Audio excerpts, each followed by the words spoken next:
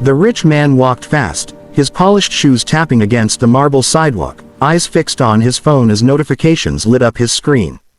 Meetings, profits, deadlines, his world moved at the speed of money. He barely noticed the people around him, especially not the beggar woman sitting near the traffic light, her clothes torn, hair tangled, holding a cardboard sign with shaking hands. To him, she was just another shadow in a city full of them, someone meant to be ignored so the day could continue smoothly. His son walked beside him, small fingers wrapped around his father's expensive watch. The boy was quiet, unusually so. His eyes wandered, not at the skyscrapers or luxury cars, but at faces.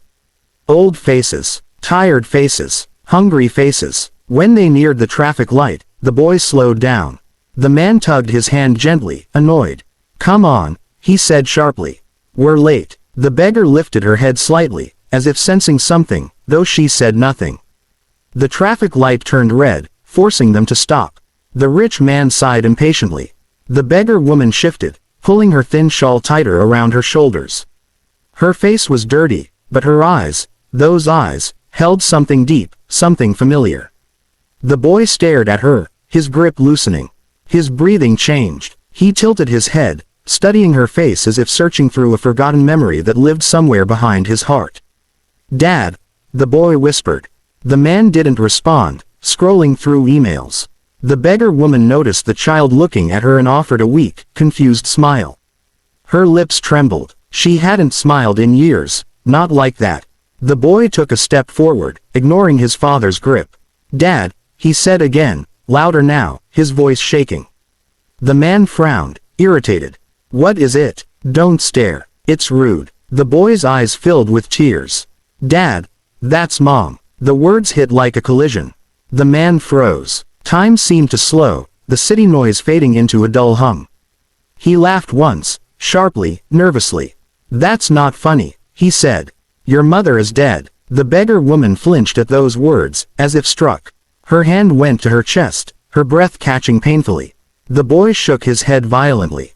"No, it's her. I remember her eyes. She used to sing to me at night. She used to smell like rain."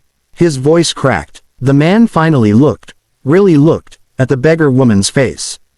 Beneath the dirt and wrinkles, beneath the years of suffering, something stirred.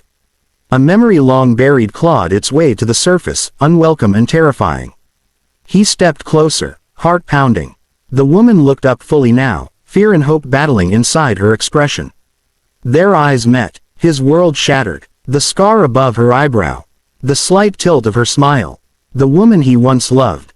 The woman he abandoned. The woman he told the world had died so he could marry wealth, status, and ambition without guilt. "It can't be," he whispered. His voice trembled for the first time in decades. The beggar woman's lips parted. "Daniel," she said softly. Hearing his name felt like reopening an old wound that never healed. Tears streamed down her face, cutting clean lines through the dirt. "I looked for you. I looked for him," she said, her voice breaking as she looked at the boy. The man staggered back as if punched. Memories flooded him. Arguments, cold words, the night he left her with nothing but a small bag and broken promises. He told himself she'd be fine. He told himself she was weak. He never looked back, until now. The boy ran to the woman and hugged her tightly, not caring about the stares, the smell, the filth. "I knew it," the boy sobbed. "I knew you weren't gone." The woman wrapped her arms around him, shaking, crying silently into his hair. The rich man watched, chest tightening. Something ugly and heavy rising in his throat. People around them stared, whispering, recording on phones, but none of that mattered anymore. His perfect world was collapsing in public. "Why didn't you come home?" the boy asked softly. The woman looked up at the man. "Because your father took my home away," she said calmly, though her eyes burned with pain. Each word was a knife. The man opened his mouth but nothing came out. Apologies felt useless now. Money felt disgusting. His success suddenly felt built on bones. The traffic light turned green, cars honking, life demanding movement, but the man couldn't move. For the first time, he felt poor. Poor in soul, poor in courage, poor in humanity. He dropped to his knees on the pavement, his expensive suit touching the dirt. "I was wrong," he whispered. "I was a coward." His voice cracked like glass. The woman said nothing. She didn't rush to forgive him. She didn't need to. Her silence spoke louder than screams. The boy looked between them, confused, hurting. "Dad," he said quietly, "she's still my mom.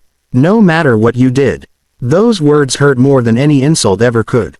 The man nodded, tears falling freely now. He reached into his wallet, then stopped. Money wasn't the answer. "Come home," he said instead, voice shaking. "Please." The woman studied him, searching for truth. She saw fear, regret, but also something new. Humility. Real humility. Something she hadn't seen before.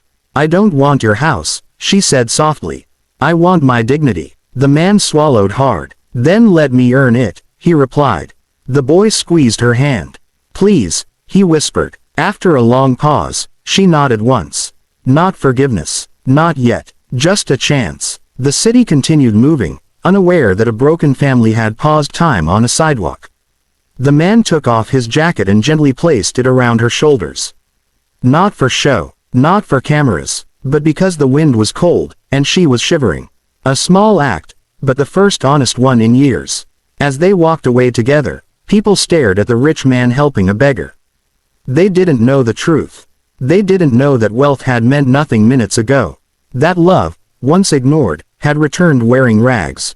That redemption doesn't arrive clean, it arrives painful, public, and humbling.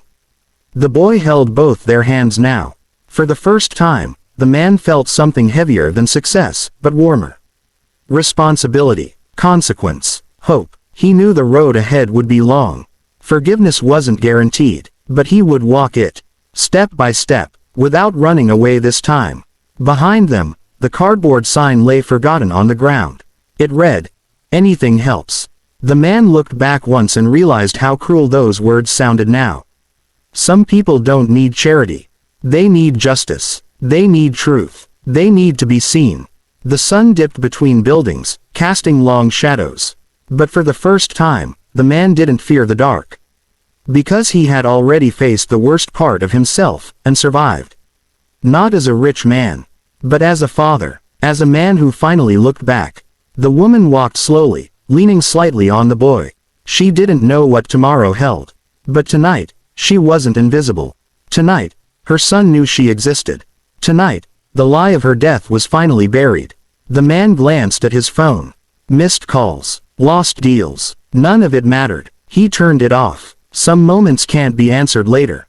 Some moments define who you become next. The boy smiled faintly, tears drying on his cheeks. "I told you," he said. The man nodded. "You saved me," he replied. And for the first time, it was true. People think riches change lives. But sometimes, a child's honesty does more damage, and more healing, than any fortune ever could. The city forgot them as quickly as it had noticed. But they would never forget this sidewalk. This stoplight. This moment when everything cracked open. Love, when ignored, doesn't disappear. It waits. It breaks. It survives. And sometimes, it comes back wearing clothes you don't recognize. The man once walked past a beggar without looking. He walked away with a family he almost destroyed. And it all changed because a child stopped, looked back, and told the truth.